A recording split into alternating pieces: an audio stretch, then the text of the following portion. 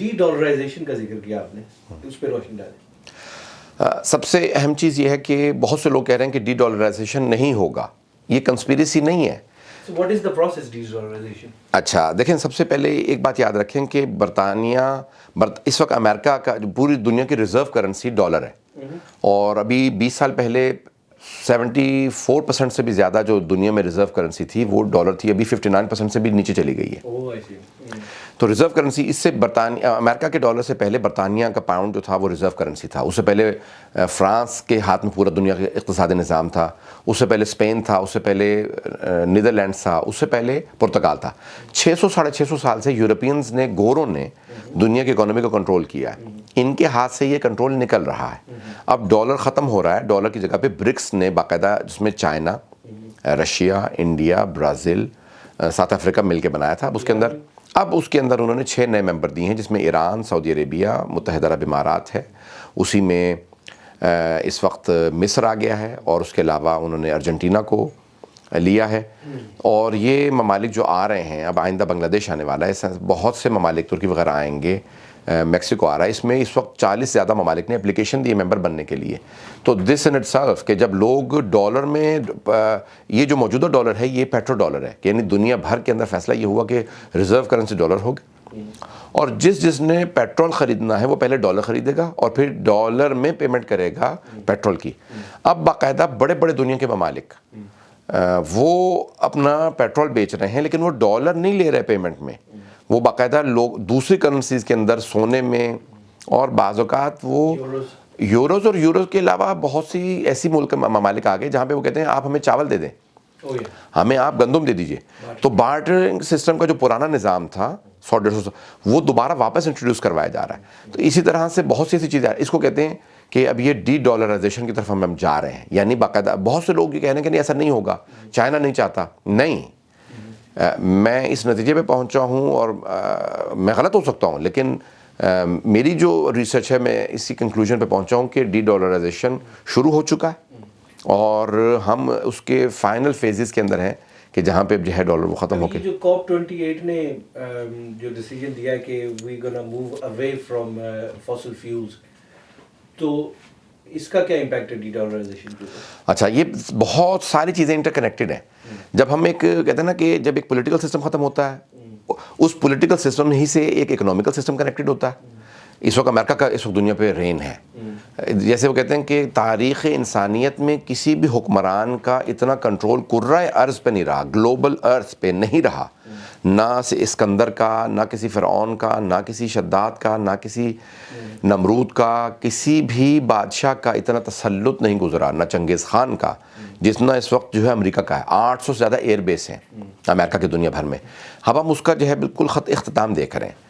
جب یہ ہوگا تو اب ہم یہ نہیں ہوگا, ہم جیسے بائی پولر سسٹم سے 2 نظام چل رہے تھے کہ ایک روس کا اور ایک امریکہ کا, پھر اس کے بعد ہم یونی پولر سسٹم میں امریکہ کے صرف اس میں آ گئے. اب ہم جا رہے ہیں ملٹی پولر سسٹم کے اندر جا رہے ہیں. اب امریکہ یہ نہیں ہوگا کہ کوئی چین جو ہے امریکہ کو ریپلیس کر دے گا, نہیں, بلکہ کئی دنیا میں بلاکس بن جائیں گے. جیسے یورپ کا ایک بلاک بن گیا ہے جو یوروپ پہ چلے گا, اسی طرح سے ایک امریکہ کے اندر بلاک بن جائے گا, ساؤتھ امریکہ کے اندر. ایسے افریقہ میں بنیں گے 1 یا 2 بلاک, ایشیا میں 2 بلاکس بن جائیں گے. تو مختلف بلاکس بنیں گے. اسی طرح سے جیسے فاسل فیولز کے اوپر آپ نے بات کی ہے, تو ایک وہ آیا کہ پیٹرول مثال کے طور پر انرجی کے اوپر کیا چلے گا, جیسے بجلی کا تھا, اسی طرح سے گیس کا تھا اور پیٹرول کا تھا, کہ ہماری انرجیز کیا ہیں. جو دنیا کی انرجیز کو کنٹرول کرتا ہے وہ کہتے ہیں کہ وہی کنٹرول کرتا ہے. اب انہوں نے بنا لیا کہ بھی آپ نے پیٹرول خریدنا ہے, آپ نے ڈالر میں خریدنا ہے, اور ہم فیصلہ کریں گے جو کہ کون کتنا پروڈیوس کرے گا آئل, اور کتنا وہ بیچے گا, کیا پرائس ہوگا. تو یہ سب چیزیں کنٹرولڈ ہیں.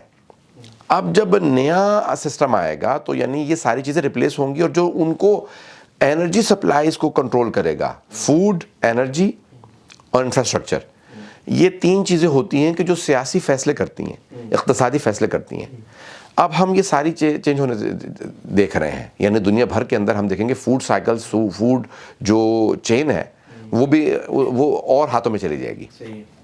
دوسرا جو ہے اس کے اندر انفراسٹرکچر, اس وقت دنیا کے انفراسٹرکچر کو چائنا رن کر رہا ہے. دیکھیں میں ایک بات کہوں گا, اس کو میرے اپنے سارے ناظرین, سامعین, حاضرین سے وہ ہے کہ اس کو غور سے سنیں گے کہ آپ جیسے کہتے ہیں نا کہ مختلف ممالک میں مختلف اسٹیبلشمنٹ فیصلے کرتی ہے.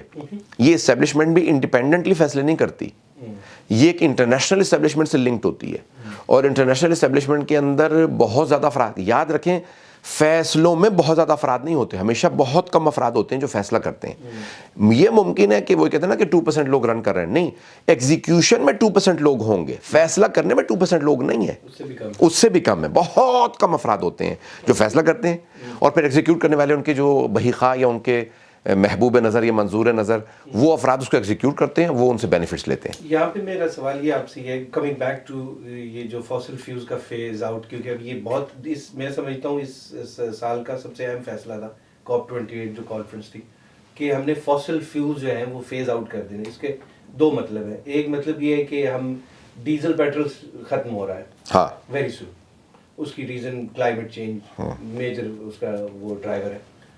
اس کا اثر جو ہے, اب دیکھیے عرب ممالک جو ہے ان کی عمارت جو ہے, عمارت اور امارت دونوں جو ہیں یہ فاسل فیول پہ ہے, تو اب اس کا رزلٹ ان کے اوپر کیا ہوگا, what they are going to do, وہ واپس اپنے نومیڈس ٹائم پہ چلے جائیں گے.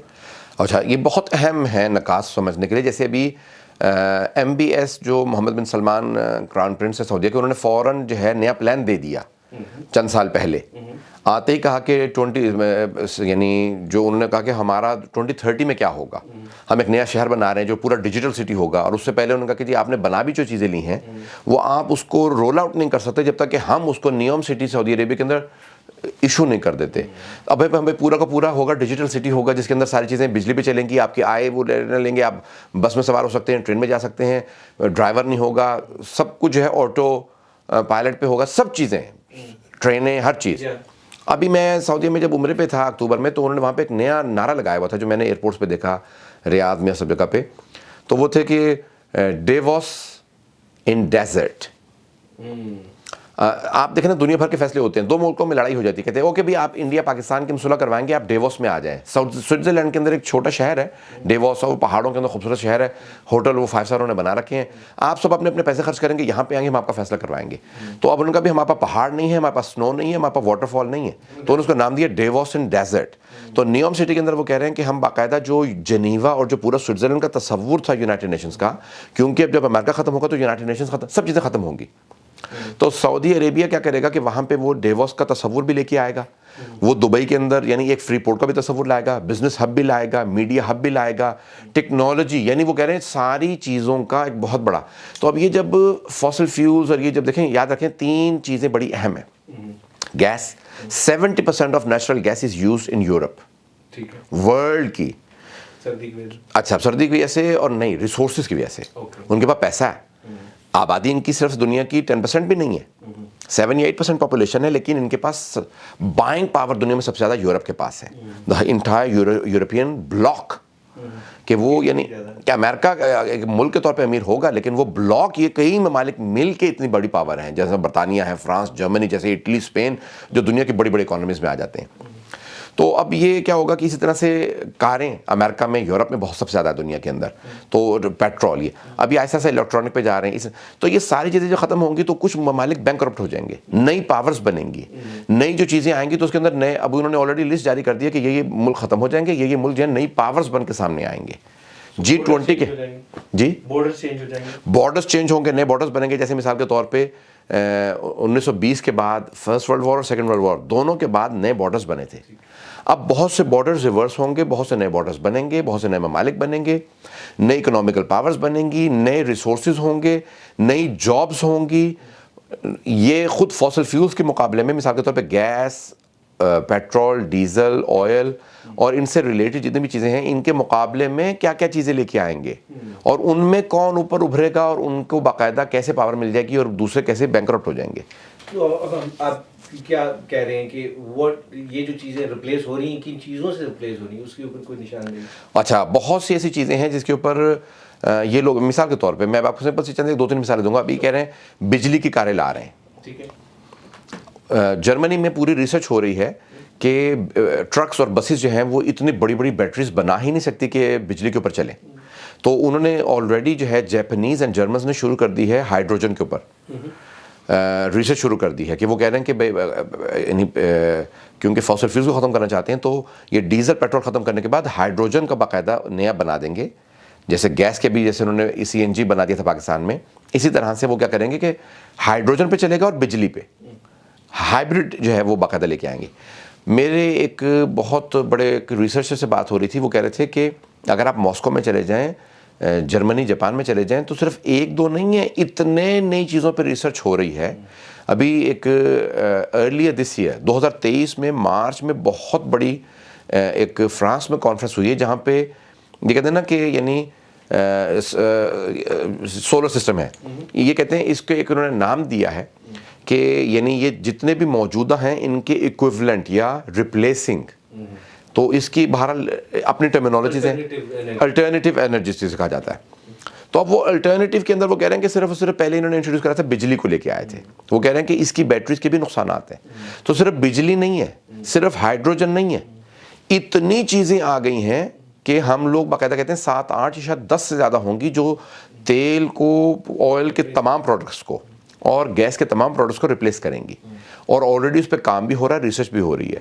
تو یعنی خود باقاعدہ یہ جتنے بھی کہتے ہیں نا کہ آپ کی ویسٹ انرجی بنا رہے ہیں, باقاعدہ جتنے بھی ریسائکلنگ جسے کہتے ہیں نا لوگ, تو ویسٹ سے باقاعدہ انرجی بن رہی ہے. مجھے ابھی کسی نے, میرے ایک دوست نے بتایا کہ کراچی میں بہت بڑا پلانٹ لگایا جا رہا ہے چائنا کی مدد سے, کہ جو ویسٹ انرجی کو, جتنی بھی ویسٹ چیزیں ہوتی ہیں اس کو باقاعدہ ریسائیکل کیا جائے گا اور وہاں سے باقاعدہ نئی انرجی بنے گی. تو وہ کہہ رہے ہیں کہ اس پہ بہت کام ہو رہا ہے, لیکن یہ بھی ڈسکلوز نہیں کر رہے, اس کو رول آؤٹ نہیں کر رہے ہیں. تو اور یہ سب چیزوں کے باقاعدہ اس کے اوپر ریسرچ ہو رہی ہے, کام ہو رہا ہے, اور یہ سب چیزیں ریپلیس ہوں گی, اور جو ممالک ان میں کام کر لیں گے, ریسرچ کر کے آگے بڑھ جائیں گے, وہی اس کو ریپلیس کریں گے. آپ نے مینشن کیا کہ ریسیٹ ہوگا ورلڈ آرڈر, سو ریسیٹ ہو کے بعد اس کی شیپ کیسے دیکھ رہے ہیں آپ؟ کچھ پاورز جو ہیں وہ پاور لیس ہو جائیں گی, ان کی مثال کے طور پہ کرنسیز کی وہ ویلیو ہی نہیں رہے گی, وہ پاور نہیں ہوگی کہ وہ بائی کر سکیں, وہ دنیا کو رن کر سکیں. اچھا دیکھیں, یہ ایک مونوپلی ہے, یعنی یہ ایک میں اس کو کیسے سمپلیفائی کروں کہ بعض اوقات ایسا ہوتا ہے کہ ہماری کرنسی کی ایک یونٹ آپ کی کرنسی کے 1000 کے برابر ہے, 500 کے برابر ہے, 10,000 کے برابر ہے. اب یہ جن کے پاس سارے فیصلے ہیں وہ یعنی انہوں نے فیصلہ کر رکھا ہے کہ آپ کا ملک غریب ہی رہے گا, کیونکہ ہمارا ایک یونٹ آپ کے کیوں, جب آپ نے کرنسی ڈیسائیڈ کر رکھی ہے تو آپ نے اتنا کیوں کسی کرنسی کو کمزور کر رکھا ہے کہ آپ وہاں سے جب سونا نکالیں افریقہ سے, کانگو سے, یا کہیں سے بھی, کانگو سے بہت زیادہ, تو آپ نے جو ہے اس کو کہہ دیا کہ کوڑیوں کے بھاؤ آپ کے یہاں سے نکلے گا, اور نکلے گا تو لیکن یہ سونا جب سونا بن جائے گا وہ لیکن بنے گا امریکہ میں, وہ بنے گا فرانس میں, وہ بنے گا برطانیہ میں, وہ بنے گا جرمنی میں, تو اس کی پھر ویلیو ہوگی مثال کے طور پہ 200 ملین. لیکن آپ کے پاس سے جب جائے گا تو صرف یہ 20 ملین ہی کا ہے یا 10 ملین کا ہے. تو اب یہ سارے کے سارے کیا ہوں گے کہ یہ بہت سے نئے ممالک ابھریں گے, بہت سے ممالک بینکرپٹ ہو جائیں گے. میں اب اس پہ نہیں چاہتا کہ میں نام لوں کچھ ممالک کے, لیکن بائنگ پاور جو ہے وہ چینج ہو جائے گی اور نئی چیزیں نئی فیز آؤٹ ہوں گی. یہ جو going back to fossil fuel question, کیونکہ پیٹرو ڈالر از جو ہے وہ اکانومی رن کر رہا ہے پچھلے 100 سال سے. پیٹرو ڈالر کے ختم ہونے سے, فاسل فیول کے ختم ہونے سے یہ جو کوششیں ہو رہی ہیں, جیسے کہ آپ نے mention نیوم cities and free ports and, مگر اس کی آپ کیا دیکھ رہے ہیں پریڈکشن, یا آپ کی جو نظر ہے وہ کیا کہہ رہی کہ یہ اپنی کوششوں کس حد تک کامیاب ہوں گے بھی نہیں, کس حد تک کامیاب ہوں گے, یا اس کی کوئی صورتحال نہیں بنتی؟ اچھا, ابھی یہ سب لوگ کہہ رہے ہیں کہ بہت سے افراد کا یہ نتیجہ ہے کہ جنگیں نہیں ہوں گی. میں یہ سمجھتا ہوں کہ یاد رکھیں کہ کوئی بھی فرعون بغیر قتل ہوئے, بغیر تباہی, بغیر جنگ کے نہیں گیا. وہ یہ نہیں کہتا کہ بھی ٹھیک ہے میں نے ہار مان لی, آج کے بعد سے موسیٰ جو ہے وہ لوگوں کو آزاد کروا دے. ایسا نہیں ہوتا. تو یہ جو تمام افراد کہہ رہے ہیں کہ نہیں یہ جو ہے بڑا ایک ٹرانزیشن بڑا سموتھ ہوگا, میں اس نتیجے پہ پہنچوں کہ سموتھ ٹرانزیشن نہیں ہوگا, اور اس کے اندر جنگیں بھی ہوں گی. اس میں سب لوگ اچھا جنگوں کے دو وہ ہیں جس کو میں دیکھ رہا ہوں. میری ریڈنگ یہ ہے کہ کنونشنل ویپنز شاید استعمال نہ ہوں, بلکہ لوگ اب کیا کریں گے ایک دوسرے کو, جیسے ایتھنک کلینزنگ میں ہوتا ہے, بھوک سے مار دیں, ان کی بجلی بند کر دیں سردیوں میں, ان کے نیچرل گیس بند کر دیں, سردی سے مر. تو یہ میرے حساب سے زیادہ ہوگا کہ یعنی وہ جیسے پرانے زمانے میں کرتے تھے کہ وہاں پہ بیماری پھیلا دیتے تھے جس کا علاج ان کے پاس نہیں ہوتا تھا, لوکلس کے پاس میزلس پھیلا دی. اور پھر مثال جیسے جب یورپینز یا برطانیہ نے امریکہ میں قبضہ کیا تو 100 ملین نیٹو امریکنز کو, ریڈ انڈینز جسے کہا جاتا تھا, یعنی 10 کروڑ ریڈ انڈینز کو انہوں نے مارا تب جا کے انہوں نے ٹیک اوور کیا.